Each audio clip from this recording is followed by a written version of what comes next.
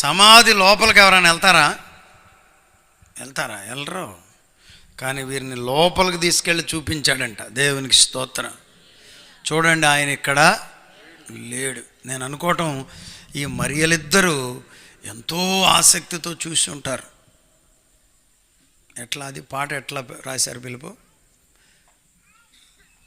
సమాధిలో, ఖాళీ సమాధిలో మరణమును ఖైదీగా చేసిన నీవే గదా, ఖాళీ సమాధి మరణమును ఖైదీగా చేసిన నీవే గదా, కలమయుడగు సాతానుని గర్వం, కలమయుడగు సాతానుని గర్వం ఖండనమాయే గదా, సిల్వధరా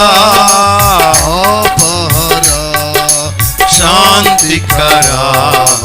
హే ప్రభు యేసు, హే ప్రభు యేసు, హే ప్రభు యేసు, హే ప్రభు యేసు, హే ప్రభు దేవసుతా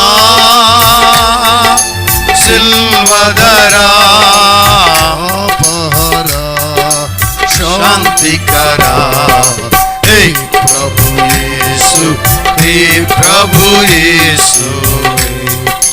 హల్లెలూయా, ఆమేన్. మాసిలామణి గారు ఏం రాశారంటే, ఖాళీ సమాధిలో మరణాన్ని ఖైదుగా చేసావయ్యా.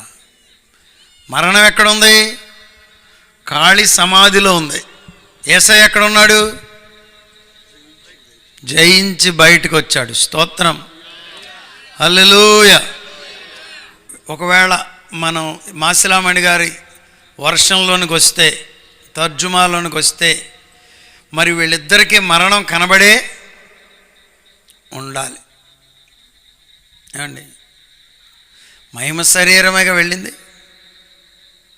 ప్రేత వస్త్రాలన్నీ అక్కడ ఉండే ఉంటాయి. ఏడి యేసయ్య?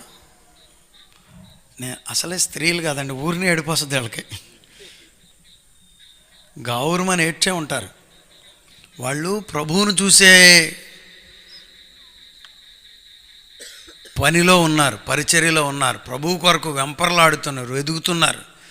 ప్రభు అంటే ఎంత ప్రేమో. ఈ రాత్రి ప్రభువుని ప్రేమించే బిడ్డలు ఇక్కడ ఉన్నారు. ప్రభువును ప్రేమించే సేవకులు